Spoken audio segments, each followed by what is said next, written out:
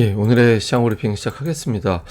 예상치 상회한 CPI 이 부담에 초반부터 이제 매도 물량이 나왔습니다. 그렇지만 코스닥 같은 경우는 가격 부담이 좀 적었죠. 과매도권에서 살짝 올라가는 수준이기 때문에 웬만한 악재에는 더 이상 빠질 자리는 별로 없는 것 같다. 그리고 이제 주요 대형주들이 올라가면서 코스닥은 상승 전환하는 그런 모습을 보였고, 다만 이제 CPI는 오늘 나온 건 긍정적일 수는 없는 거거든요. 근데 이 우려가 하루짜리 또는 이틀 정도라면 시장에서는 별일 없이 넘어갈 텐데 3일 이상 이어지게 되면 오늘 올라간 게 오히려 코스닥 플러스로 전환한 게 또 독이 될 수도 있어요. 그래서 미증시가 하루 이틀 정도에 반영이 되고 마무리가 되느냐, 이게 이제 상당히 중요한 포인트가 될 것 같고, 특징으로는 뭐 일부 엔터, 일부 게임, 일부 반도체 이런 종목군들이 상대적으로 선전을 했던 그런 하루였습니다.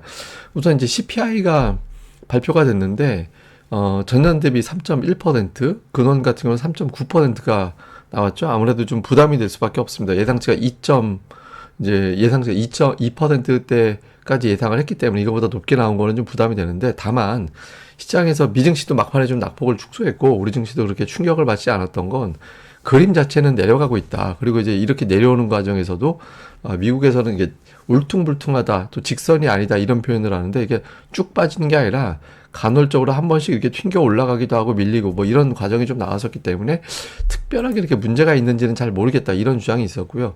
또 하나는 이번에 이제 3분의 2는 임대료 때문에 올라간 건데 임대료 자체는 빠지고 있다라는 거예요. 문제는 뭐냐면 그러니까 실질적인 임대료가 아닌 거. 그러니까 이거 내 집인데 내 집에 거주하는 비용을 임대료로 계산해서 이제 제출하는 게 있는데 그게 올라갔다라는 겁니다. 근데 이제 그 CPI 계산하고 할 때 이 거주 비용 계산하는 방식이 어쩔 수 없이 계약 기간이 새로 갱신이 될 때 이제 가격이 조정이 되는 거지. 나는 1년 계약하고 들어갔어. 근데 지금 임대료, 주변 임대료가 아무리 내려갔다 하더라도 나는 1년 동안의 계약 기간이 아직 남아있다라고 하면 기존에 높게 체결된 임대료로 살고 있는 거잖아요. 그래서 이 임대료는 좀 반응이 느리다. 그래서 이번 CPI 자체를 그렇게까지 심각하게 받아들일 필요는 없는 것 같다. 이런 시각도 일부는 있는 것 같습니다. 물론 반론도 있어요. 일부 도시 지역에서 임대료가 최근에 올라가는 친구도 있거든요. 근데 일단 이제 오늘 우리 증시 같은 경우는 CPI가 예상치보다 높게 나온 거는 부담. 그래서 코스피는 하락. 그런데 이게 추세적으로 튕겨 올라간다라기보다는 기존에 하락하는 과정에서 일시적으로 울퉁불퉁한 거 정도로 지나갈 것 같다. 그래서 이 부분에 대해서는 심각하게 보지 않는다. 이게 이제 코스닥의 플러스로 돌리는데 그런 결정적인 역할을 했던 것 같습니다. 이제 그런데 지표는 좀 부담스럽죠. 미국 10년물 국채금리가 4.3이 나왔는데 제가 이제 4점이 넘어가게 되면 한 50포인트 정도 빠지게 된다. 오늘 코스피 저점이 정확하게 마이너스 50포인트였어요.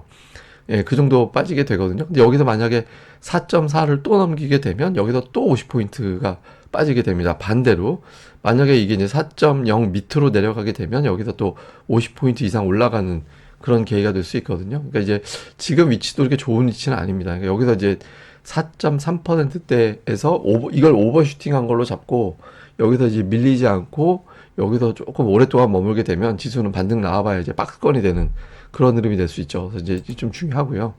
근데 이제 그나마 우리 증시 돌아갈 때는 미국 국채 금리가 추가적으로 밀고 올라가지는 않았거든요. 조금 이제 높게 이어지다가 살짝 눌러진 상태에서 고정이 돼서 뭐 여기서 만약에 이제 미국 국채 금리 추가적으로 더 밀고 올라가는 흐름이 나왔다면 코스닥도 아마 상승 전환하지는 못했을 겁니다. 그리고 미국 금리 인하 확률은 현실적으로 바뀌었죠. 이게 이제 살짝 올해 기준으로만 놓고 오면 올해 금리를 이거 이제 내년도까지 잡혀서 그렇지 올해만 놓고 오면 한 번, 두 번, 세 번, 네 번 정도 금리 내린다. 연준이 점도표 찍은 거 세 번이잖아요. 지금 투자자들은 한때 7번까지 생각했다가 지금 4번으로 바뀌었거든요. 그래서 이 정도면 현실적으로 이미 이제 금리를 조금밖에 안 내린다, 3번밖에 안 내린다라는 걸 투자자들이 받아들였기 때문에 이 점도 오늘 낙폭을 그나마 좀 줄이고 코스닥 시장이 이제 플러스, 그러니까 11월 중순 이후에 처음으로 4일 연속 올라간 거거든요. 예, 그런 흐름이 나오는데 결정적인 역할을 좀 했다. 이렇게 봐야겠습니다.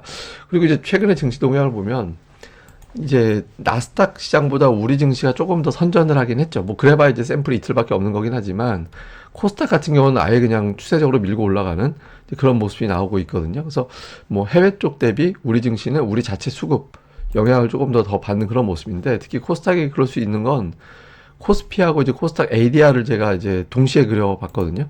근데 잘 보시면 코스피는 이미 1월 말에 과매도를 찍고, 그러니까 코스피는 75 정도, 뭐 80, 코스피는 80, 코스닥은 75. 이걸 이제 과매도로 보거든요. 근데 코스피 같은 경우는 1월 중순 넘어가면서부터 이미 과매도로 내려가면서 주가가 먼저 반등을 했죠. 근데 코스닥 같은 경우는 최근에 이제 과매도로 내려가면서 이제서야 이제 과매도권에서 벗어나기 시작하는 거거든요. 그러니까 지금 위치 자체가 코스피는 ADR이 거의 100까지 올라가 있는 반면에 코스닥은 아직까지 80대 중반밖에 안 돼요. 그리고 향후 ADR 추이를 또 이제 시뮬레이션을 해보면 이거 이렇게 생각하시면 돼요. 이게 20일 평균치거든요. 그럼 내일장에서는 754개, 780개 이 데이터가 지워지는 거잖아요. 거의 비슷하죠. 그러니까 오늘하고 내일 ADR 차이는 별로 없게 되고, 그런데 이번 주 금요일을 기준으로 보게 되면 826개 올랐던 날이 빠지게 되잖아요. 상승 종목이 더 많았던 날이 빠지게 되죠. 이렇게 되면 공부 잘한 애가 전학가니까 반평균이 떨어지는 원리하고 똑같습니다. 그러니까 ADR은, 공부 잘하는 애가 전학가면 반평균이 떨어지잖아요.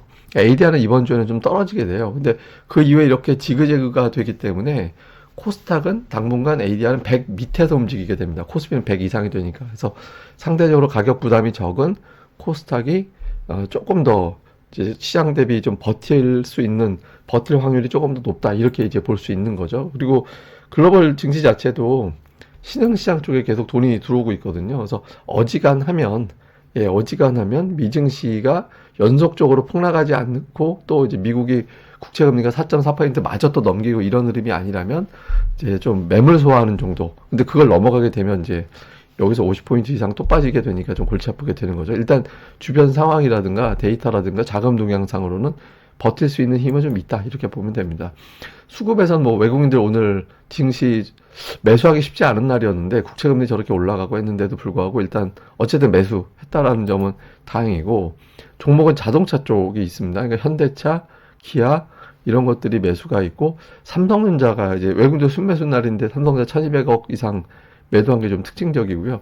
그 외에는 뭐 이게 종목별로 좀 업종보다는 종목별 담는 그런 형태를 보였고, 기관은 금융투자가 5천억 원 가까이 팔았기 때문에 시가총액 상위는 대부분 다 매도 쪽에 가 있는 모습이 되죠. 근데 이제 2차전지 일부, 로봇주 일부, 뭐 이런 것들을 좀 선별적으로 담았고, 코스닥 쪽에서는 외국인 투자자들이 그 반도체를 좀 종목을 여러 개를 담았어요. HPSB나 뭐 제주반도체라든가 PSK라든가 뭐 이 고영 뭐 원익홀딩스, 유진테크, 그러니까 반도체 쪽을 담고 2차 전지는 선별적으로 좀 매수와 매도가 좀 엇갈리는 그런 모습을 보였고요. 기관은 반도체를 또 팔았습니다. 그러니까 기관 쪽은 반도체를 매도 쪽에 많이 갖다 붙여놓고 있고, 매수 쪽은 뭐 딱히 이렇게 업종별 특징은 별로 없는 것 같아요. 그냥 계속 해왔듯이 골라서 담는 그런 형태를 보인 게 특징이었습니다. 일단 이제 CPI 발표가 됐기 때문에 이후에 이제 국채금리가 떠서 올라갔거든요. 근데 지금 4.1을 넘기면 안 됐고 4.2 넘어가면서 오늘 초반에 50포인트 마이너스가 나는 상황이 연출이 됐잖아요. 여기서 지금보다 0.1%포인트만 더 올라가도 코스피는 또 빠지는 그런 흐름이 나올 수 있습니다. 그러니까 국채금리 잘 봐야 되고, 또 하나는 이제 러셀 2000 지수가 한 방에 마이너스 4%나 급락을 했거든요. 그러니까 러셀 2000이 갖는 상징적 의미가 뭐냐면, 최근에 미국에서 빅테크 외에 다른 쪽으로 매수세가 분산되고 있다, 이런 어떤 주장들이 있었는데, 분산되고 있다라는 것 자체가 마무리가 되는 것 같은 그런 인상을 줄 수 있거든요. 러셀 2000이 좀 선전을 하는 그런 움직임이 나와야 되고, 그 다음에 이제 악재를 한 번은 넘겼는데 오늘 넘긴 건 투자자들이 이번 CPI 여파에 따른 금리 상승 이런 건 일시적인 거야 라고 믿었기 때문에 오늘 코스닥이 반전이 나온 건데, 이게 이제 제가 늘 말씀드리지만 좋은 장에서는 하락이 3일 연속 이어지면 안 돼요. 그러니까 뭐 오늘 하루 정도는 괜찮지만 내일 하루 정도는 더 추가로 괜찮지만 그 이상 이어지게 되면 오늘 올렸던 것까지 더 이상 내놓게 되는 그런 결과가 나올 수 있거든요. 그래서 코스닥 일단 잘 넘겼다. 근데 이제 넘길 수 있는 거는 하루 정도 더, 아마 이틀 이상은 쉽지는 않을 겁니다. 그래서 미증시 관련된 데이터들이 좀 안정이 돼주는 게 되게 중요할 것 같습니다. 그리고 그 외에 뭐 종목들 같은 경우는 뭐 엔터, 게임, 뭐 통신장비 이런 종목군들이 선별적으로 올라간 하루였다. 이렇게 보시면 될 것 같습니다. 자, 그리고 미국의 재정적자 추이를 좀 주목해 보는 게, 재정적자 사실 미국 실업률이 굉장히 낮잖아요. 실업률이 낮은데 재정적자를 줄이지 않고 제법 늘어난 상태에서 지금 재정 적자가 유지가 되고 이제 그렇게 뭐 드라마틱하게 줄고 있지 않거든요.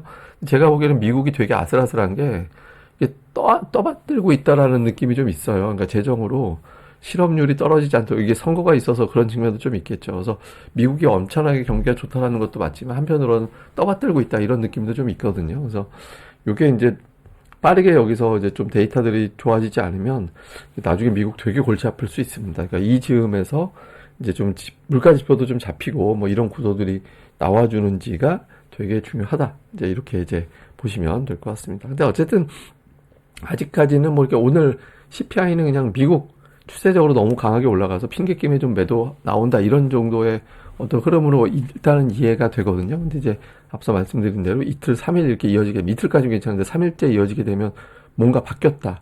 이렇게 이제 판단하면서 좀 이제 숫자가 좀 바뀌게 됩니다. 그래서 미증시는 오늘보다 이제 내일이 되게 중요하다. 이렇게 이제 보시면 되겠습니다. 예, 그럼 또 하루 잘 보내시고요. 저는 또 다음에 뵙겠습니다. 이 방송 구독하기와 좋아요까지 꼭 좀 부탁드립니다. 감사합니다.